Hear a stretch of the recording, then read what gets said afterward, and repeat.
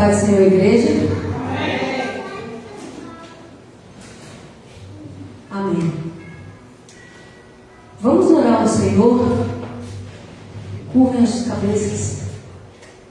Senhor Deus Altíssimo, poderoso Deus de Abraão, Isaque e Jacó, Criador dos céus e da terra, eu te peço, Pai, se faça presente nesse ambiente, que seja pregado e falado somente a tua palavra e aquilo que tu permitiste, Senhor. Que da minha boca saia exatamente aquilo que tu queres para o teu povo, Senhor. É o que eu te peço humildemente nessa noite. Que abra os ouvidos e o entendimento do seu povo, de maneira que nada venha a interromper a mensagem que o Senhor quer que chegue aos nossos corações. Tudo contrário a isso está repreendido no nome, no poder e na autoridade do Senhor Jesus. Amém? Amém. Vamos lá, igreja. Então, o que o Senhor trouxe para nós hoje? Vamos lá em Marcos 5, por favor.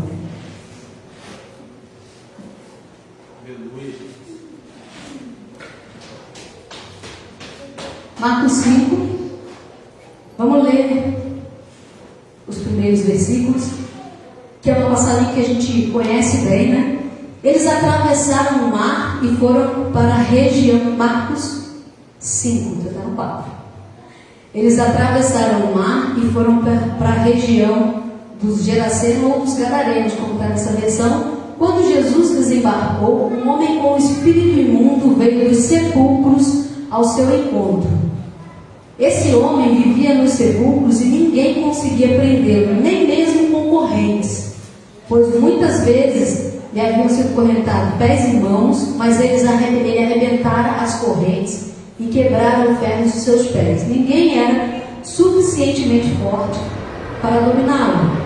Noite e dia andava gritando e cortando-se com pedra entre os sepulcros e colinas. Quando ele viu Jesus de longe, correu-se e prostrou-se diante dele e gritou em alta voz: Que queres comigo, Jesus, Filho do Deus Altíssimo? Rogo-te por Deus que não me atormentes.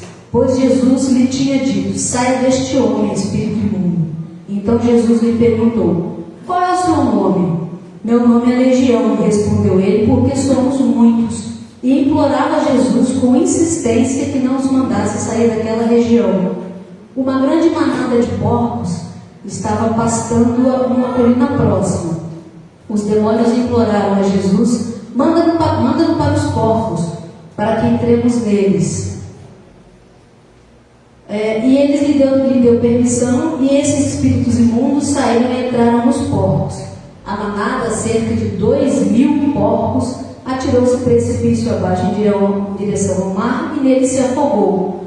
Os que cuidavam dos porcos fugiram e contaram esse fato na cidade e nos campos, e o povo foi ver o que tinha acontecido. Quando se aproximaram de Jesus, viram ali o homem que fora possesso da legião de demônios, assentado, vestido e em perfeito juízo, e temeram ou ficaram com medo. Nessa passagem que a gente conhece, né, como a passagem do endemoniado, do gadareno, para a gente entender, a gente vai em Marcos 4, não precisa em todos, mas a gente vai só no versículo 35, que a gente já vai entender o propósito do Senhor. Marcos 4,35 diz: Naquele dia, sendo já tarde, disse-lhes: Passaremos para o outro lado. E no contexto dessa história, Jesus e seus discípulos entram nesse barco para atravessar para o lado onde estava esse endemoniado gadareno. Então a gente vê que Jesus estava de um lado, chega para os seus discípulos e vai falar: passaremos para o outro lado. No desenrolar da história de Marcos 4, depois para quem quiser ler, é aquela passagem onde tem a tempestade, tenta quase derrubar o barco, o vento e o mar, que até Jesus fala: cessem os ventos, cessem a tempestade. Até o mar não obedece. Exatamente. O que a gente percebe nisso aqui? A gente precisa entender que era propósito do Senhor atravessar isso, porque lá tinha alguém que precisava ser liberto. Tinha um Marcos 5, para depois quem quiser ler, ele vai lá só para isso. Não é só para isso, é para isso tudo, para trazer uma alma. Aleluia. E percebe que em Marcos 4, quanta coisa acontece que os discípulos ficam até com medo daquela tempestade, medo de morrer no mar, medo de acontecer alguma coisa, e a gente começa a entender que quando a gente está indo no caminho para aquilo que o Senhor quer, algumas coisas podem balançar. Mas está com Jesus, gente. Aleluia, Deus. Está com Jesus sempre. É isso que a gente precisa entender. O barco balançou, a tempestade veio, porque o propósito estava ali na frente. E se a gente não entender o porquê disso, para Jesus uma alma vale. Para nós uma alma vale. Essa alma pode ser. Pode ser você. Pode ser meu familiar. Pode ser minha mãe, meu pai, meu filho, meu irmão. Não tem essa. Então, se a gente não entender o contexto, que Jesus atravessou o mar, passou por aquela tribulação com todos os discípulos, para chegar do outro lado, e veio de encontro a ele, como a gente leu em Marcos 5, um homem que vivia nos sepulcros e ninguém conseguia prendê-lo. Mas Jesus já sabia o que ia acontecer. E nesse contexto a gente vê como é lindo o que Jesus fez para salvar uma alma. E voltando então em Marcos 5, por favor, a gente vê que no versículo 3, ele fala que ele era forte, ninguém podia prender ou conter ele. E aí a gente começa a entender qual é o comportamento de pessoas que tem alguma coisa que está incomodando. No caso, ele era uma pessoa que estava cometida por demônios. E a gente vê que ninguém podia prender. O que ninguém prende? Ninguém se controla. Não é o controle, a rebeldia. São coisas, são características que estavam aí nele. Ninguém podia prender. E a gente tem que começar a observar quais comportamentos que estão aí nessa passagem hoje para a gente trazer à tona. E no versículo 5, por favor, a gente vê o sofrimento dele. Ele andava sempre de dia e de noite, clamando pelos montes e pelos sepulcros, ferindo-se com pedras. E aí a gente vê como sofre uma pessoa que é acometida ou atormentada por demônios. Como sofre que chega a ferir sua carne. É muito triste a gente ver pessoas com a mente atormentada a tal ponto que ela se fere. E é muito comum. Só que o que acontece, como a gente leu no versículo anterior, que pessoas têm um comportamento rebelde, o comportamento rebelde faz com que elas se afastem cada vez mais. Porque isso que o demônio quer, que a gente se afaste. Que a pessoa que tem alguma coisa se afaste. Porque quanto mais afastada ela estiver, mais fácil ela se torna presa para o demônio conseguir agir na vida dela. E aí a gente vê que ele fere a carne. E quando a gente fala fere a carne, é um sofrimento pessoal. É um sofrimento que nos corta, que fere a alma, que fere a mente, que fere o coração.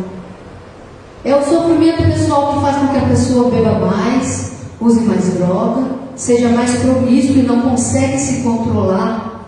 Ferir a carne, ferir a minha carne, a tal ponto de não conseguir controlar. Isso é muito sério.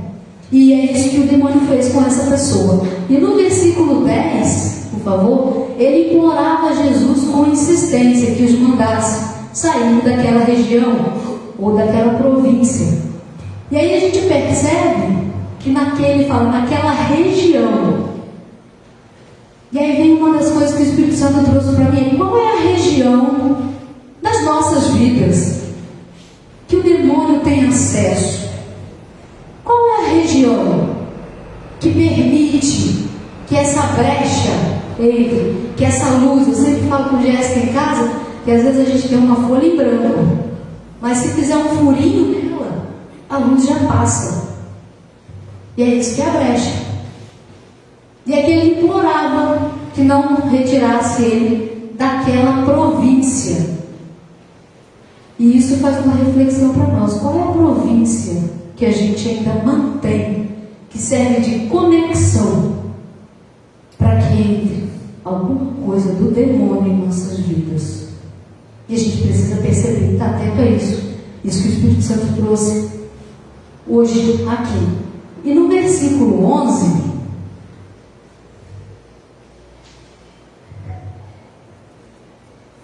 fala que pastava ali próximo uma manada de porcos. E a gente vê daqui essa região de Gadara, os estudos teológicos nos mostram que era uma região muito rica. Rica, e que era uma região de pessoas que não eram judeus, ou que a gente chama os gentios. E por isso a gente reflete que é uma região que não tinha o contato, né, com a palavra, vamos dizer assim, toda a história, que eram gentios e não judeus, e era uma região rica, que provavelmente também nos seus comércios era essa aí, né, a viver dos porcos. E uma reflexão muito interessante, quando eu comecei a perguntar ao Espírito Santo, mas por que dessa passagem, mas por que dessa passagem? E aí veio que os porcos representam em nossa vida os parasitas espirituais que a gente permite que fiquem, permite que se instalem, seja por qualquer motivo. Aleluia. Quais são os parasitas que a gente permite que fiquem nas nossas vidas? Seja porque eu gosto, porque eu tenho carinho por A ou B, porque às vezes é mais conveniente, porque não é. Qual é o parasita que a gente permite que fique ao nosso lado ou na nossa província, na região da nossa vida? Porque uma coisa é certa: esses parasitas, eles não desejam que a gente se liberte deles. Ele fica ao nosso lado sugando, parasitando, paralisando a nossa vida, a nossa caminhada, a nossa comunhão, o nosso chamado. São parasitas que sugam aquilo que a gente se alimenta aqui. E aí o Espírito Santo me clarificou também que temos o quê? Os parasitas, vamos dizer assim, que é que a gente está representando por essa passagem dos porcos. Os parasitas espirituais. Tem a ovelha e tem o bode. A ovelha, a gente conhece, a gente fala bastante das ovelhas. Tem a ovelha mais fraquinha, maiorzinha, mais gordinha, mais magrinha. Tem o bode. O comportamento de bode é rebelde. Bode é irrepreensível. Bode não aceita as coisas. Bode é altivo. Bode é cheio de si. Bode se parece. Bode é pomposo. E tem os porcos, os parasitas espirituais. Vamos perceber em nossa vida o que está na nossa região, na nossa província, na província que a gente vive. E na sequência desse versículo a gente vai ver que são quase 2.000 porcos nessa região. E é claro, como era uma região que também vivia disso, existia quem os alimentasse, quem cuidasse deles. E essa reflexão que o Espírito Santo traz: será que nós estamos em algum momento da nossa vida alimentando esses parasitas? Será que inconscientemente, até hoje inconscientemente, né? Porque a partir de hoje o Espírito Santo traz uma palavra para a gente nisso. E aí a gente vê que o comportamento do porco, falei da ovelha, falei do bode, e o comportamento desse parasita é justamente ser alheio. Alheio. Porque nessa passagem ele é alheio a tudo. E a gente percebe que o parasita, ele ronda. Ele vai para cá, vem para lá. Ora estou dentro, ora estou fora. O parasita vem, o parasita volta. E ele está sempre fazendo um rodeio numa província. Só que ele sempre rodeia. Ele sempre rodeia. E o desejo do demônio é levar à morte. E o parasita não está nem aí. Morte física, mental, espiritual. E o parasita não está nem aí, por isso que ele é alheio. E aí a gente vê também como é difícil, né, hoje, a gente ter a questão de confrontar, falando dos 3 perfis, né, do bode, do porco, da ovelha, confrontar as coisas, porque a gente tem uma mania de questionar muito, né? E a gente precisa observar isso, qual é a província, qual é a brecha que eu deixo. Se eu não consigo controlar o meu comportamento, se eu não consigo me controlar, como isso? E aí a gente vê que ao longo dessa passagem, esse endemoniado, ele ficava naquela província, ninguém chegava perto, e haviam esses parasitas, os porcos ali, que ficavam ali próximos, veja. Pode-se dizer que ele praticamente ficava rondando aquela região. E a gente vê que sempre vai ter um demônio próximo de um parasita que tenta te parar. Sempre vai haver um demônio montando um parasita para te sugar. E que a gente perceba em nossas vidas essa província, ou essa porta aberta, ou essa brecha de alimentação de parasita em nossas vidas. Porque às vezes a gente acha que a gente vai ver demônio de chifre de rabinho. A pastora sempre fala isso, né? A gente vai ver de chifre de rabinho. E não funciona assim. O Espírito Santo falava assim: olha, perceba que às vezes o parasita que está do teu lado, ele vai ter alguma coisa que de repente você do nada começa a sentir. Do nada, às vezes, você começa a sentir uma ansiedade que você não tinha, uma falta de ar que você não tinha, uma dor de cabeça, uma insônia, uma agonia na mente que nada para. E aí você acha o quê? Estou ficando maluco, preciso ver o que está acontecendo, não consigo, estou numa inquietação que eu não tenho explicação. O parasita que te suga tem um demônio que tem isso e acomete você. Foi isso que o Espírito Santo trouxe. E às vezes você não entende os parasitas da sua vida que você permite. Respire aquilo que está em ti. E aí vem insônia, depressão, confusão de mente, tormento e N situações. Então que a gente perceba e abra os nossos olhos a partir de hoje. E o Espírito Santo me trouxe aqui para que isso seja selado, exterminado da vida de todo aquele que perceber e entender e achar o parasita da sua vida que te traga coisas. Em nome de Jesus. Se você crer, diga amém, porque a partir de hoje é um pequeno parasita na tua vida que você não pergunta. Parasitas, então, são pessoas que tentam tirar a gente da presença de Deus, da presença do Senhor. Por quê? Porque é mais conveniente. Mais conveniente que a gente saia da presença do Senhor. E a gente precisa acordar para a vida. A gente precisa acordar para a vida que esses parasitas não são aliados. Eles não são aliados. Muito pelo contrário. São demônios sedentos. Sedentos, como disse o nosso diácono aqui na semana passada, da luz, do brilho, do alimento que a gente carrega. E aí, a gente continuando aqui, a gente precisa entender que não existe salvação alheia que custe a minha.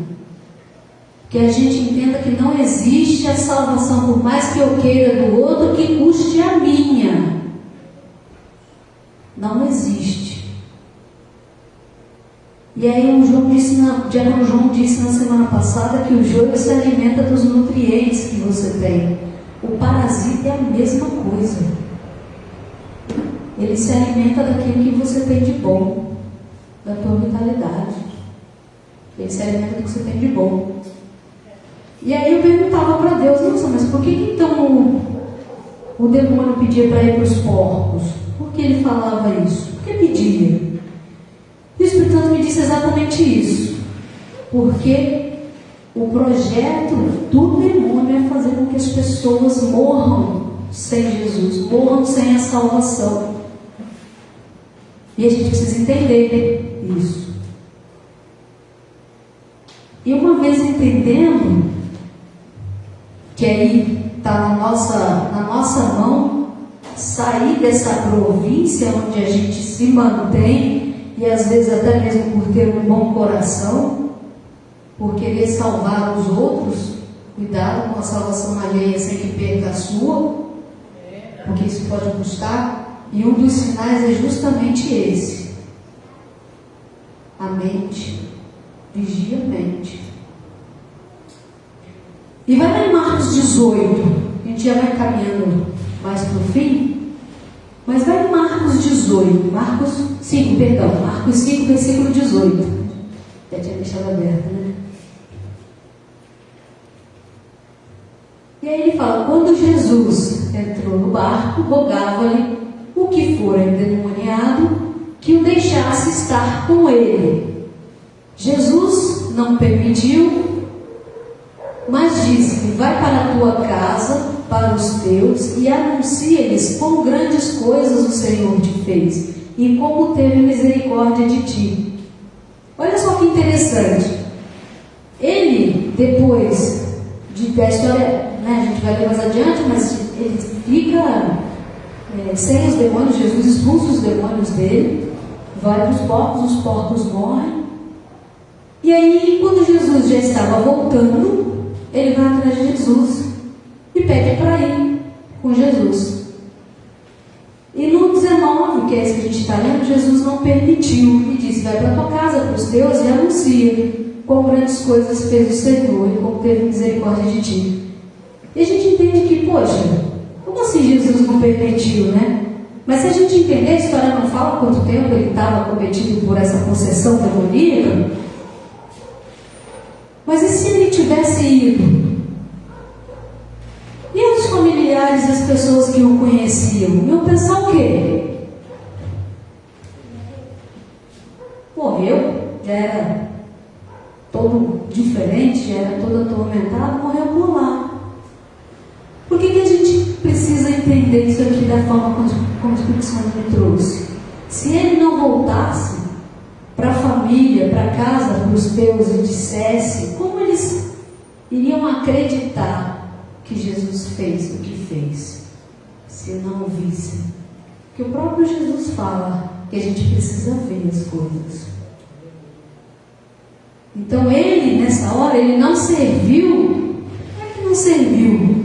Ele não foi acompanhar Jesus no caminho, mas ele serviu como testemunho vivo do que Jesus fez na vida dele.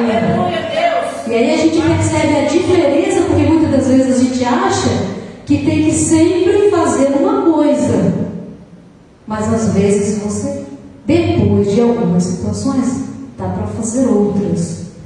E foi assim que aconteceu com ele. Porque de nada adiantar todo mundo falar que ele estava curado, não, mas ninguém vê. Nem um familiar saber, nem ninguém que convivia com ele no antes e no depois, vê o testemunho vivo que ele era. Isso traz um entendimento muito grande para a gente entender qual é o nosso lugar, qual é o nosso papel. Há papéis e papéis. Não é o papel do desejo dele. Não é o papel do desejo dele, é o papel do desejo de Deus, de Jesus. E Jesus foi claro: comigo aqui não, vá servir como testemunho fora, que eles vejam em ti. Tanto que ele foi, na sequência, continuar, fazer essa contar, né, ele como testemunho vivo, para Decápolis, né? A sequência fala que é Decápolis, que na verdade são 10 cidades, um conglomerado, vamos dizer assim, de 10 cidades, onde ele foi falar como um testemunho vivo daquilo que aconteceu. Então às vezes a gente entende e acha que tem que fazer uma coisa e tem que fazer outra, e ela não é maior e nem menor, ela só é uma coisa, um propósito diferente daquilo que Deus quer. E aquilo que Jesus queria era que não fosse seguir com ele, que fosse fazer outra coisa, como testemunho vivo daquilo que Deus fez na vida dele. E aí, para finalizar, vai Mateus 12, por favor.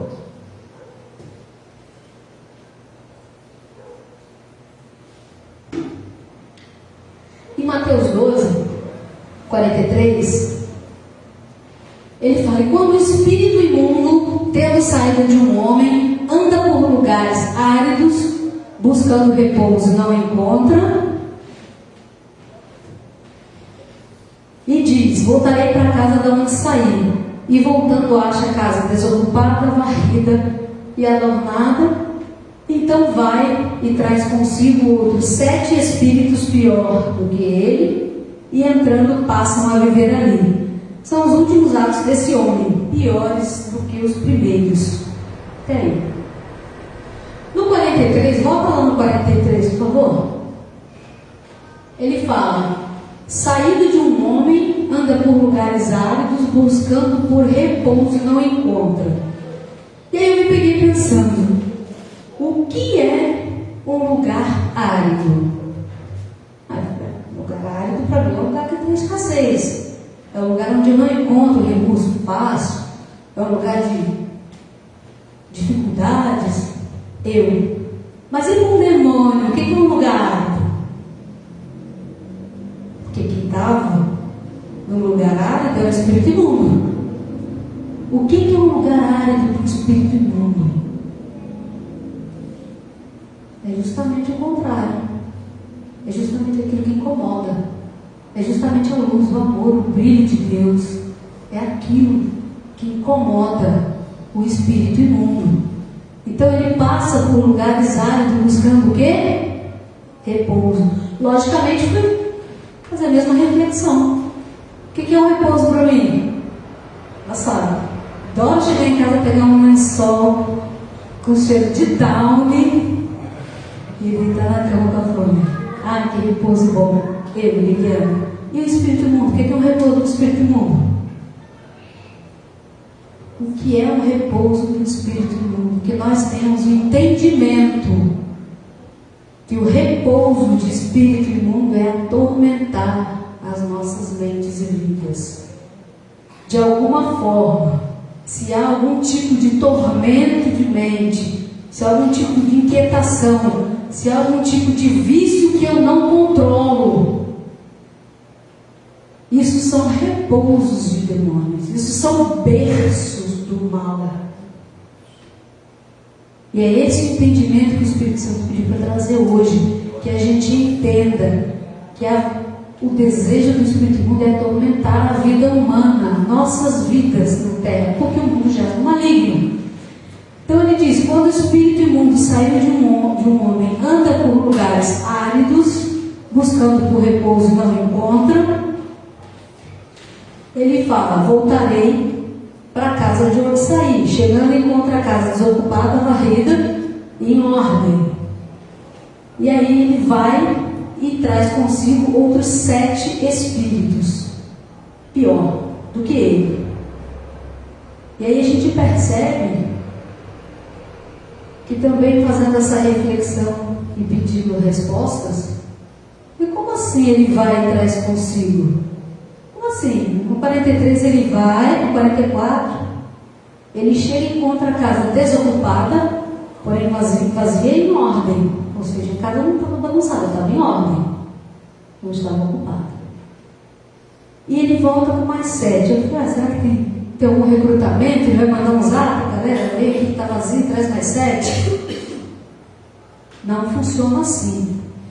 Então a gente precisa ter um entendimento disso. Casa vazia, porém organizada em ordem, significa quando a gente acha que está fora da presença, está tudo ok. Significa quando eu acho que eu saio e está tudo ok, está varrida e está adornada, mas está vazia. Está vazia. Está vazia. Está vazia, brecha aberta. Está vazia, os sinais vão indicar. Que sinais? Eu falei agora há pouco. Insônia, estresse, depressão, ansiedade, inquietação, agonia, tormento de mente. casa desocupada, fora da presença de Deus, arrumada, varrida, desocupada. Desocupada, vai e volta consigo outros 7, piores do que ele. E a gente vê, de onde que saiu esses 7 vagantes? O mundo jaz no maligno. Alguém expulsou mais um monte. E a gente sai da presença ou fica na presença? Casa vazia ou casa desocupada? Salvação alheia não custa a sua. Olha a província. Olha a tua província. Olha os parasitas que estão à sua volta. E a gente vê que Jesus é maravilhoso, porque Ele realmente faz todo esse trajeto para salvar essa uma alma. E aqui, para encerrar, eu vou pedir para que a gente feche os nossos olhos e vamos orar ao Senhor. Estamos no ano do Haja de Deus. Aleluia! E tudo aquilo que a gente não tem força para combater, só Ele tem, só Ele pode. Não tem. Só Ele tem, só Ele pode. Então, nesse exato momento, Aleluia! peça ao Senhor que Ele entre no mais profundo daquela província, daquela brecha, daquele parasita, daquele tormento, daquilo que te acomete que você não conseguiu até hoje se desvencilhar. Fique na mente, porque quem pode aqui é Jesus.